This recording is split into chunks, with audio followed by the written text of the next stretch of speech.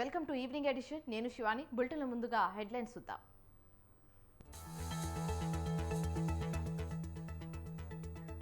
మెదరమెట్లలో YCP సిద్ధం సభ. విశ్వసనీయతకు వంచనకు మధ్య జరిగే యుద్ధమన్న జగన్.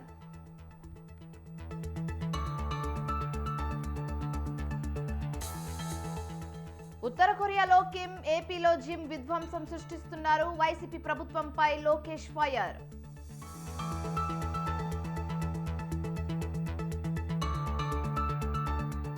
మార్చి 17 వరకే ఓపిక పడతాం. రేవంత్ సర్కార్కు కేటీఆర్ డెడ్ లైన్.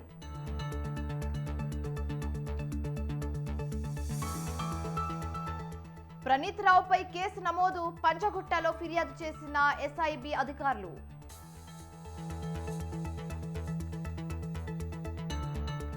ఇండియా కూటమిలో టీఎంసీ ఉండాలనే కోరుతున్నాం. సీట్ల విషయంలో చాలాసార్లు చర్చకు పిలిచామన్న జయరాం రమేష్.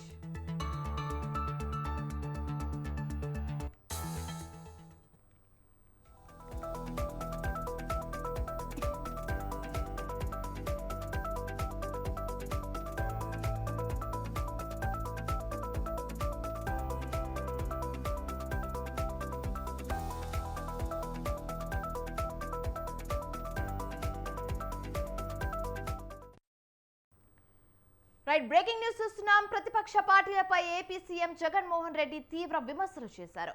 మెదరమెట్లలో సిద్ధం సభలో ఎన్నికల టార్గెట్ గా ప్రసంగం చేశారు. ఎన్నికల కురుక్షేత్రంలో శ్రీకృష్ణుడి పాత్ర ప్రజలదని, అర్జునుడి పాత్ర తనదని అన్నారు. జమ్మి చెట్టుపై ఇన్నాళ్లు దాచిన ఓటు అనే అస్త్రాన్ని పెత్తందారులపై ప్రయోగించాలన్నారు. చంద్రబాబులా తనకు నటించే పొలిటికల్ స్టార్ క్యాంపెయిన్లు లేరని జగన్ చెప్పారు. ప్రజలే తన స్టార్ క్యాంపెయిన్లు అని చెప్పారు. పేదల భవిష్యత్తుపై దాడి చేసేందుకు చంద్రబాబు అండ్ కో ముందుకొస్తుందన్నారు. నోటుకు వచ్చినట్లు ఓట్లు కూడా రాని పార్టీలో చంద్రబాబుతో ఉన్నాయన్నారు. రాష్ట్రాన్ని అన్యాయంగా విడదీసిన పార్టీలు బాబుతో ఉన్నాయన్నారు. తమతో నేరుగా తలపడే దమ్ము లేక ఢిల్లీకి వెళ్లి పొత్తులు పెట్టుకున్నారని జగన్ విమర్శించారు. ఈ రోజు నుంచి బహుశా 4 రోజుల్లోపే ఎన్నికల నోటిఫికేషన్ వచ్చేస్తా ఉంది. చంద్రబాబు జేబులో ఉన్న మరో జాతీయ పార్టీ వీరంతా కూడా మన మీద, మన పేదల భవిష్యత్ మీద వీరంతా కూడా దాడి చేయడానికి రెడీగా ఉన్నారు. వీరందరికీ సైన్యాధిపతులే తప్ప ఏ పార్టీలో కూడా సైన్యం ఎక్కడా లేదు. తమ స్వార్థం కోసం రాష్ట్రాన్ని అన్యాయంగా విడగొట్టిన పార్టీలు, రాష్ట్ర ద్రోహుల పార్టీలు, చేసిన మంచి చెప్పుకునే పరిస్థితి లేదు కాబట్టి అరడజను పార్టీలతో పొత్తులతోనూ, ఎత్తులతోనూ, జిత్తులతోనూ ఎక్కే గుమ్మం దిగే గుమ్మంగా వారు రాజకీయం నడుపుతా ఉన్నారు. ఒకప్పుడు ఇదే చంద్రబాబు నాయుడు గారి నోట్లో నుంచి మాటలు వచ్చేటివి. జాతీయ రాజకీయాలను తానే ఏలానని, స్టీరింగ్ కమిటీ చక్రం తానే తిప్పానని, ప్రధానుల్ని, రాష్ట్రపతుల్ని తానే నిర్ణయించానని ఒకప్పుడు ఇదే చంద్రబాబు ఊదరగొట్టేవాడు. మనతో నేరుగా తలబడలేక ఏపీలో తన సైకిల్ చక్రం తిరగటం లేదని ఢిల్లీకి వెళ్లి దత్తపుత్రుడితో కలిసి పడిగాపులు కాసి ఢిల్లీలో మోకరిల్లుతా ఉన్న పరిస్థితులు ఈ రోజు చంద్రబాబు నాయుడు గారి పరిస్థితి. ఇలాంటి ఈ చంద్రబాబు ఎంత మందితో కూడా పొత్తులు పెట్టుకున్నా కూడా ఈ చంద్రబాబు నాయుడు గారి పరిస్థితి సున్నా. ఈ సున్నా ఇంటూ ఎన్ని పొత్తుల్లో ఎన్ని పార్టీలున్నా కూడా దాని విలువ ఒక బోడి సున్నానే. ఆశ్చర్యం ఏమిటో తెలుసా? ఇప్పుడు చంద్రబాబు నాయుడు గారు ముగ్గురితో కలిసి పొత్తు అని అంటా ఉన్నాడు. ఈ ముగ్గురు కలిసి ఇలానే పొత్తుగా ఏర్పడి 2014లో ఒకే స్టేజ్ మీద కూర్చొని వీళ్ళంతా కూడా భాషణలు ఇచ్చారు, మీటింగులు పెట్టారు. ఒకే ప్రకటనలో ఇలా ముగ్గురు కూడా ఫోటోలు వేసుకొని రాష్ట్రాన్ని సింగపూర్ గా మించి అభివృద్ధి చేస్తాము, ప్రతి నగరంలో హైటెక్ సిటీ నిర్మిస్తాము. ఇదే చంద్రబాబు నాయుడు గారు, ఇదే కూటమిలో ఉన్న ఇదే దత్తపుత్రుడి ఫోటో, ఇదే ఇప్పుడు చంద్రబాబు నాయుడు గారు ఢిల్లీకి వెళ్లి ఏకంగా కూటమిగా ఏర్పడి పొత్తులోకి తెచ్చుకున్న మోడీ గారి ఫోటో. వీళ్ళు ముగ్గురు కలిసి మరోసారి ఇదే డ్రామాను, ఇవే పొత్తులు, మరోసారి ఇలాంటివే ఇంతకన్నా ఎక్కువ హామీలు ఇస్తూ మరోసారి మోసం చేసేందుకు డ్రామాతో మళ్ళీ ఈ రోజు మీ అందరి ముందుకు వస్తా ఉన్నారు. చంద్రబాబు నాయుడు గారి మేనిఫెస్టో, తాజా మేనిఫెస్టో వాగ్దానాల విషయానికి వస్తే నరకలోకానికి, నారాలోకానికి రమ్మంటే ఎవరు కూడా రారు కాబట్టి ఎంట్రన్స్ లో స్వర్గం చూపించి లోపలికి వెళ్ళాక మోసం చేసి నరకం చూపించే మార్కెటింగ్ టెక్నిక్ చంద్రబాబు నాయుడు గారికి అలవాటు. అందులో భాగంగానే చంద్రబాబు నాయుడు గారు ఈ మధ్య కాలంలో మేనిఫెస్టో అని కిచిడి వాగ్దానాలన్నీ కలిపాడు. కర్ణాటకలో నుంచి కొన్ని, తెలంగాణలో నుంచి కొన్ని, అన్ని రకాల మేనిఫెస్టోలన్నీ వాళ్ళ హామీలన్నీ కలిపి ఒక కిచిడి మేనిఫెస్టో తీసుకొచ్చాడు. ఇదే పెద్ద మనిషి చంద్రబాబు నాయుడు గారు చేసే వాగ్దానాలకు, శకుని చేతిలో పాచికలకు తేడా ఏమైనా ఉందా అని ఆలోచన చేయమని అడుగుతా ఉన్నా మిమ్మల్ని అందరినీ కూడా. గతంలో ఇదే చంద్రబాబు నాయుడు గారు ఎన్నెన్నో సందర్భాలలో కూడా వాదించడం కూడా మన కళ్ళ ఎదుటే కనిపిస్తా ఉన్నా. టీడీపీ జనసేన పార్టీల మధ్య సీట్ల సర్దుబాటుపై జనసేన పార్టీ నేతల్లో అసంతృప్తి వ్యక్తమవుతుంది. ఉమ్మడి కర్నూలు జిల్లాలో 14 అసెంబ్లీ నియోజకవర్గాల్లో ఒక్క అసెంబ్లీ నియోజకవర్గాన్ని కూడా జనసేన అభ్యర్థులు కేటాయించకపోవడంతో ఆ పార్టీ నేతలు తీవ్ర అసంతృప్తితో గురవుతున్నారు. టీడీపీ 14 అసెంబ్లీ సీట్లలో 9 స్థానాల్లో అభ్యర్థులను ఇదివరకే ప్రకటించింది. మిగిలిన 5 స్థానాల్లో అదోని సీట్ను జనసేన పార్టీకి కేటాయించాలని జనసేన నేతలు టీడీపీని డిమాండ్ చేస్తున్నారు. ఇదే అంశంపై మరింత సమాచారం మా ప్రతినిధి శ్రీనివాస్ అందిస్తారు.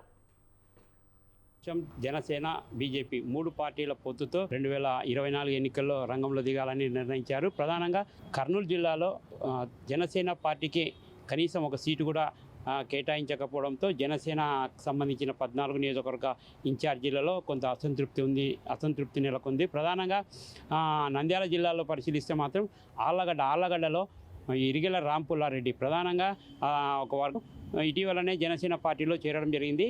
ఇటు జనసేన తెలుగుదేశం పొత్తులో భాగంగా ఆళ్లగడ్డ సీటును జనసేనకు కేటాయిస్తారన్న ఉద్దేశంతోనే ఇరిగెల రాంపుల్లారెడ్డి జనసేన పార్టీలో చేరారు. అయితే అక్కడ తెలుగుదేశం పార్టీ భూమా అఖిలప్రియకు సీటు కేటాయించడంతో ఇటు ఇరిగెల రాంపుల్లారెడ్డి వర్గం మాత్రం తీవ్ర అసంతృప్తిలో ఉన్నారని చెప్పవచ్చు. ప్రధానంగా భూమా అఖిలప్రియ, ఇరిగెల రాంపుల్లారెడ్డి ఈ 2 వర్గాలకు మధ్య పచ్చగడ్డి వేసే బగ్గుమనే పరిస్థితి నేపథ్యంలో తెలుగుదేశం పార్టీ తరపున భూమా అఖిలప్రియ పేరును ప్రకటించారు. ఈ నేపథ్యంలో భూమా అఖిలప్రియకు జనసేన ఇరిగెల రాంపుల్లారెడ్డి ఏ మేరకు సహకరిస్తారనేది కూడా ప్రశ్నార్థకంగా మారిందని చెప్పవచ్చు. అదేవిధంగా మిగిలిన 13 నియోజకవర్గాలలో పరిశీలిస్తే మాత్రం కనీసం మొత్తం 14 అసెంబ్లీ నియోజకవర్గాలలో కనీసం జనసేనకు ఒక అసెంబ్లీ సీట్ అయినా కేటాయించకపోవడంతోనే పార్టీ కార్యకర్తలు, నేతలలో తీవ్ర అసంతృప్తికి గురవుతున్నారు.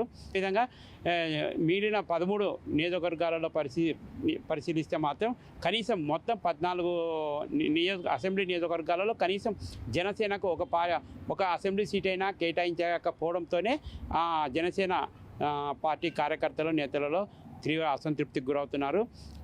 ఇప్పటికే తెలుగుదేశం పార్టీ ప్రకటించిన మొదటి జాబితాలో ఒక 5 స్థానాలను ఇప్పటివరకు ప్రకటించలేదు. ఆదోని, ఎమిగినూరు, మంత్రాలయం, ఇటు ఆలూరుతో పాటు నందికొట్కూరు నియోజకవర్గం మొత్తం 5 అసెంబ్లీ నియోజకవర్గాల అభ్యర్థులను తెలుగుదేశం పార్టీ ప్రకటించాల్సి ఉంది.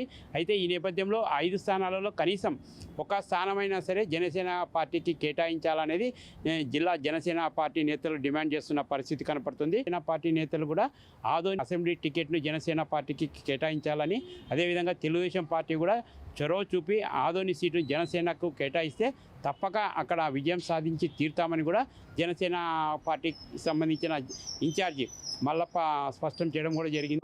తెలుగుదేశం పార్టీ ప్రకటించాల్సిన 5 స్థానాలలో కనీసం 1-2 సీట్లైనా 1-2 అసెంబ్లీ నియోజకవర్గాలైనా సరే తెలుగుదేశం పార్టీ జనసేన పార్టీకి కేటాయిస్తుంది అన్న ఆశాభావంతో జనసేన పార్టీ నేతలు ఉన్నారు. మరో 2 రోజులు అభ్యర్థులను ప్రకటిస్తామని చెప్తున్న తెలుగుదేశం పార్టీ ఈ 5 స్థానాలలో కనీసం 1-2 స్థానాలైనా సరే జనసేన పార్టీకి కేటాయిస్తే రాబోయే ఎన్నికలలో జనసేన పార్టీ నేతలు కూడా పూర్తి స్థాయిలో తెలుగుదేశం పార్టీకి మద్దతు పలికే అవకాశాలు అయితే స్పష్టంగా కనిపిస్తున్నాయి. నుంచి కనీసం ఒక నియోజకవర్గం నుంచి కూడా ప్రాతినిధ్యం లేకపోతే మాత్రం జనసేన పార్టీ నేతలు తెలుగుదేశం పార్టీకి మద్దతు ప్రకటించడంలో కొంత సందిగ్ధానికి గురయ్యే అవకాశాలు అయితే స్పష్టంగా కనిపిస్తున్నాయి.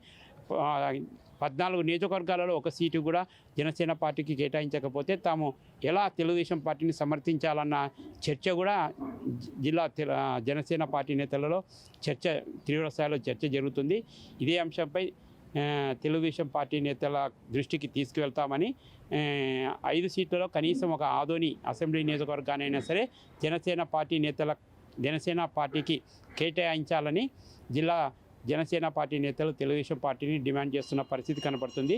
మరి 2 రోజుల్లో తెలుగుదేశం పార్టీ ఏ నిర్ణయం తీసుకుంటుందో అనేది వేచి చూడాల్సిన పరిస్థితి అయితే ఉంది. కెమెరా పర్సన్ ఉదయ్ కుమార్తో శ్రీనివాస్, స్వతంత్ర న్యూస్, కర్నూలు.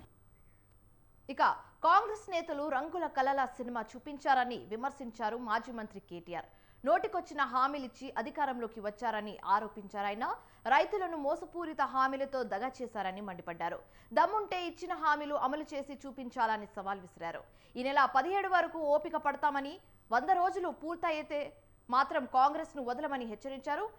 కేసీఆర్ ను తిట్టడం తప్ప కాంగ్రెస్ నేతలకు వేరే పని లేదని, త్వరలోనే మళ్లీ మంచి రోజులు వస్తాయని కేటీఆర్ అన్నారు.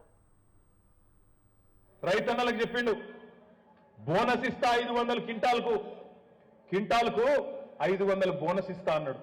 మరొక పంట పోయింది, మొన్న పోయింది, డిసెంబర్ పోయింది, అయిపోయింది. అప్పుడే గద్దెనెక్కింది కాబట్టి మనం కూడా ఏమనలే. ఇప్పుడు యాసంగి పంట కోతకు వచ్చింది, ఏప్రిల్ నెలలో కోతలు ఉంటాయి. నేను కామారెడ్డి వేదికగా రేవంత్ రెడ్డి గారిని డిమాండ్ చేస్తా ఉన్నా, నీకు నిజంగా చిత్తశుద్ధి ఉంటే, రైతుల మీద ప్రేమ ఉంటే 500 రూపాయలు బోనస్ ఇస్తా అన్న మాట బోగస్ కాకపోతే ఎలక్షన్ కోడ్ మార్చి 14కో 13కో 15కో వస్తుందని చెప్తా. మోసం చేసిన అలవాటే కదా. అయ్యో నేను ఇద్దామనుకున్నా, కోడ్ వచ్చింది కదా, ఏం చేయాలి, రైతన్నలు అర్థం చేసుకోండి అని మళ్ళీ నరుకుతాడు. అందుకే నేను చెప్తున్నా, ప్రజలకు మనం చెప్పాలి.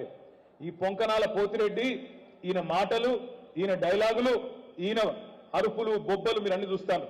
అన్న కేసీఆర్ ఉన్నప్పుడు 10 ఎకరాల మంచిగా ప్రతి పంటకు బ్రహ్మాండంగా నాకు 50,000 రూపాయలు పడుతుండే, సంవత్సరానికి 1,00,000 పడుతుండే. ఇవాళ పరిస్థితి ఏంటంటే కాంగ్రెస్ వచ్చినాక మార్పు అన్నారు, మేము కూడా గుద్దినాం. కానీ ఇవాళ పరిస్థితి ఏంటి అంటే, ఆ 1,00,000 రూపాయలు రాలే, మీదికెళ్ళి నాకే 2 లక్షల రూపాయలు ఖర్చు వచ్చిందన్న. ఇవాళ మళ్ళీ బోరింగ్లన్నీ రిపేర్ చేసే పరిస్థితి వచ్చింది, మళ్ళా మోటార్లు కాలుతున్నాయి, రిపేర్ చేయించుకునే దుస్థితి వచ్చింది అని చెప్పి ఆ శ్రీనివాస్ రెడ్డి అనే రైతు చెప్తా ఉన్నాడు. తినే పల్లెంలో మట్టి పోసుకుంటుమి, మంచిగున్న ప్రభుత్వాన్ని ఓడగొట్టుకుంటుమి అనే బాధ ఇలా సామాన్య ప్రజల్లో, రైతుల్లో, మహిళల్లో, వృద్ధుల్లో అందరిలో కూడా ఉన్నది. డిసెంబర్ 9 వస్తూనే ఉన్నా, ఇప్పటిదాకా రైతులు ఎవరెవరైతే లోన్ తెచ్చుకోలేదో ఉరుకుండ్రి బ్యాంకుకు. డిసెంబర్ 8 దాకా ఉరికి 2 లక్షలు తెచ్చుకోండి, డిసెంబర్ 9 నాడు నేను సంతకం పెడతా, రుణం మాఫీ చేస్తా అని చెప్పి నరికిండు పొంకనాల పోతిరెడ్డి. ఏమైంది? డిసెంబర్ 9 వాయ్, జనవరి 9 వాయ్, ఫిబ్రవరి 9 వాయ్, ఇవాళ ఏమిటిది? మార్చి 9 కూడా. హనుమకొండ గోపాల్పూర్లో ఆదివాసీ ఆత్మీయ సమ్మేళన సన్మాన్ సభలో మంత్రి సీతక్క పాల్గొన్నారు. ఆదివాసీ సమస్యలపై సీఎం రేవంత్తో చర్చిస్తామన్నారు. నిరుద్యోగ యువతకు ఉద్యోగాలు కల్పించేందుకు నోటిఫికేషన్లు వేస్తామన్నారు. జీవో 3 గత ప్రభుత్వ హయాంలోనే జారీ చేశామన్నారు. కాంగ్రెస్ సర్కార్ మహిళలను అన్ని రంగాల్లోనూ ప్రోత్సహిస్తుందన్నారు. కాంగ్రెస్ అధికారంలోకి వచ్చిన 70 రోజుల్లోనే 30,000 ఉద్యోగాలు ఇచ్చామని ఆమె తెలిపారు. మీరు ఏదైతే ఉద్యోగాలకు సంబంధించి కావచ్చు, తర్వాత మరి సిఆర్టీలకు సంబంధించి కావచ్చు, మరి డిప్యూటీ డిఓలు, ఎంఈఓలు వీళ్ళకి సంబంధించి కావచ్చు, అదేవిధంగా పోడు భూములకు సంబంధించి మరి ఇక్కడ మీరు అందరూ దాదాపు 600 కుటుంబాలు ఉంటున్నాయి. కనీసం ఒక మీటింగ్ పెట్టుకోవడానికి ఒక స్థలం లేదనేది ఈ మధ్య కాలంలోనే నర్సంపేట ఉద్యోగులంతా నాకు కూడా వారు అవుట్ రైట్ గా వచ్చారు. మీరందరూ కూడా సహకరించారు.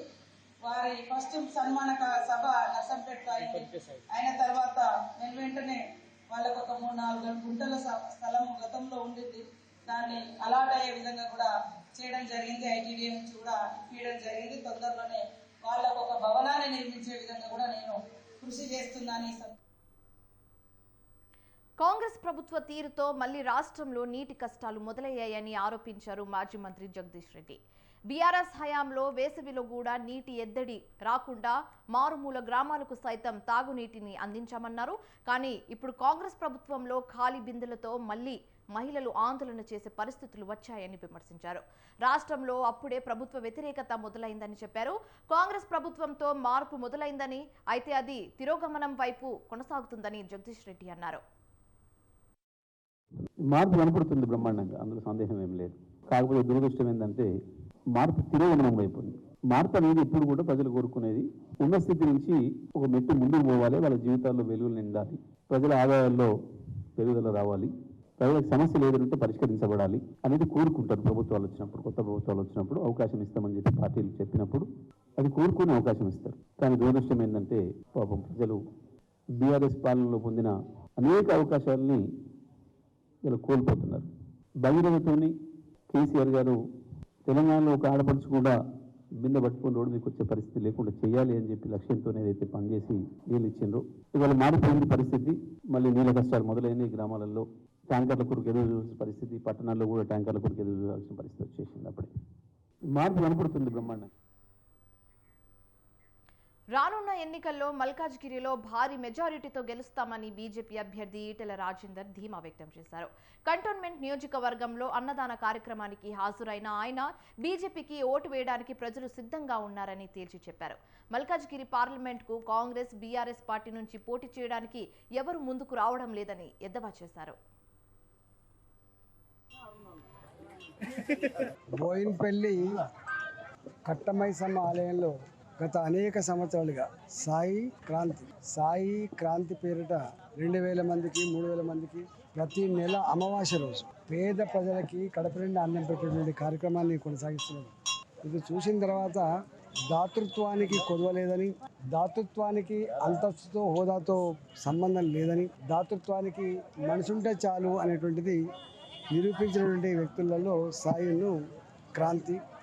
ఇది మరింత కాలం కొనసాగేటువంటి భాగ్యాన్ని అమ్మవారు వీరికి కలిగించాలని చెప్పి మనస్ఫూర్తిగా కోరుకుంటూ, ఇక్కడ పేదలకు అన్నం పెట్టిన ఎవ్వరు చెడిపోరు.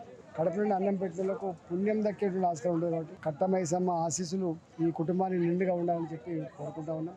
మేడ్చల్ నియోజకవర్గంలో మరి ముఖ్యంగా టౌన్లో యూత్ అంతా కూడా పెద్ద ఎత్తున ఈరోజు భారతీయ జనతా పార్టీ అనేక మంది బీఆర్ఎస్ పార్టీలో ఉన్న నాయకత్వం అంతా కూడా ఈ దఫా భారతీయ జనతా పార్టీకి ఓటేస్తాం, మేము అవసరమైతే ప్రత్యక్షంగా గెలుద్దామని చెప్పి అనేక మంది ప్రజాప్రతినిధులు వాళ్ళ మాతో టచ్లో ఉన్నారు. పెద్ద ఎత్తున జర్నీస్ కూడా కాబోతా ఉన్నాయి. అపార్ట్మెంట్లలో ఉన్న వాళ్ళు కావచ్చు, బస్తీలలో ఉన్న వాళ్ళు కావచ్చు, ఒకటే నినాదం. ఒకసారి జరిగిపోయింది. ఈ దఫా మాత్రం నరేంద్ర మోడీ గారికే ఓటేస్తాం, దేశ ప్రధానమంత్రిగా నరేంద్ర మోడీ గారిని చేసుకున్నటువంటి దృఢ సంకల్పం ఇలా వాళ్ళ మాటలు కనపడతా ఉంది. ఇలా దరిదాపుల్లో కూడా భారతీయ జనతా పార్టీకి వ్యతిరేకంగా పోటీ చేయడానికి బీఆర్ఎస్ పార్టీకి ప్రతిపక్షాలన్నీ ఏకమైన రానున్న ఎన్నికల్లో మళ్లీ వైసీపీ అధికారంలోకి రావడం ఖాయమని కడప ఎంపీ అవినాష్ రెడ్డి అన్నారు. నగరంలోని ఎయిర్పోర్ట్లో నూతన టెర్మినల్ శంకుస్థాపన కార్యక్రమానికి అవినాష్ రెడ్డి హాజరయ్యారు.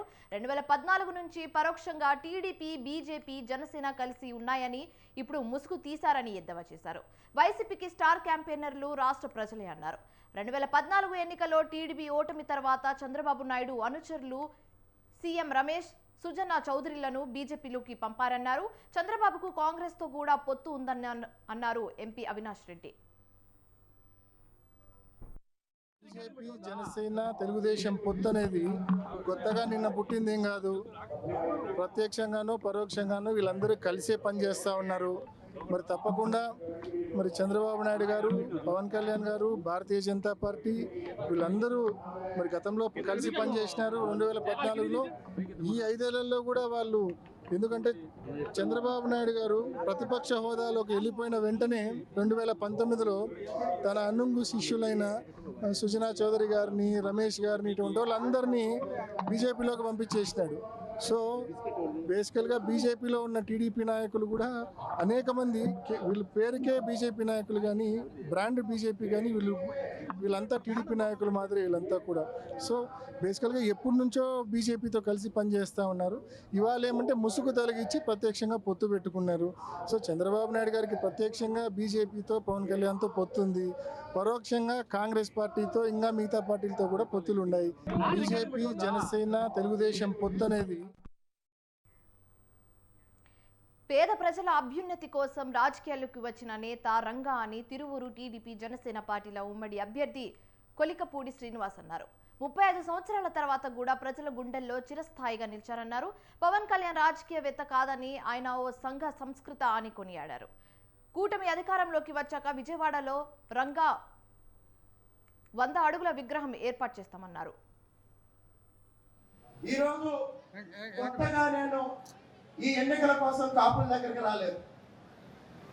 35 ఏళ్ల క్రితమే కోట్లాది మంది అభిమానులు ఉన్న నాయకుడు, లక్షలాది మంది ప్రాణాలు ఇచ్చే కార్యకర్తలు ఉన్న నాయకుడు ఎవరి చేతిలో బలయ్యాడో, ఏ కుట్రగా బలయ్యాడో 10 నిమిషాల్లో చెప్తా. సరే, అసలు వంగవీటి మోహన్ రంగా ఎవరు? వంగవీటి మోహన్ రంగా విజయవాడ నాయకుడైతే ఆయన చంపేవాడు కాదు. వంగవీటి మోహన్ రంగా కాపు నాయకుడైతే ఆయన చంపేవాడు కాదు. మరి వంగవీటి మోహన్ రంగా ఎవరు? ఆయన ఎందుకు చంపారు? 35 సంవత్సరాల తర్వాత కూడా కోట్లాది మంది గుండెల్లో ఈ రోజు కూడా సజీవంగా బతుకున్న ఏకైక నాయకుడు.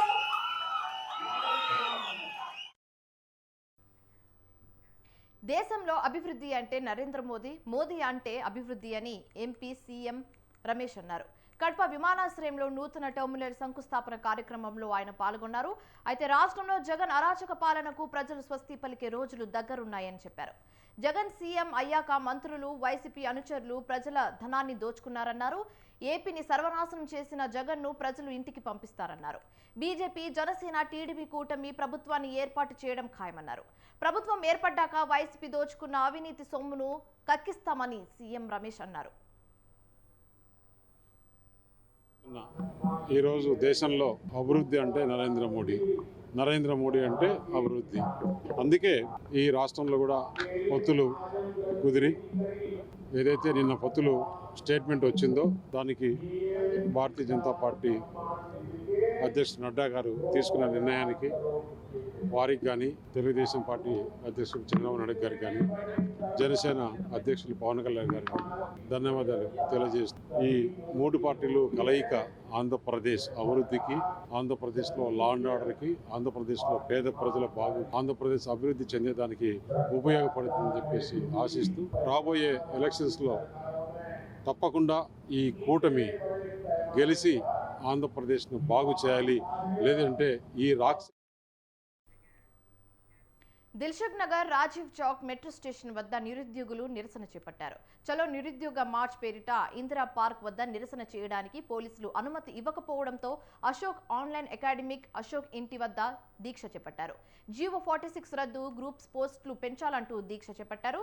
దీక్షకు నిరుద్యోగులు భారీ ఎత్తున తరలివచ్చారు.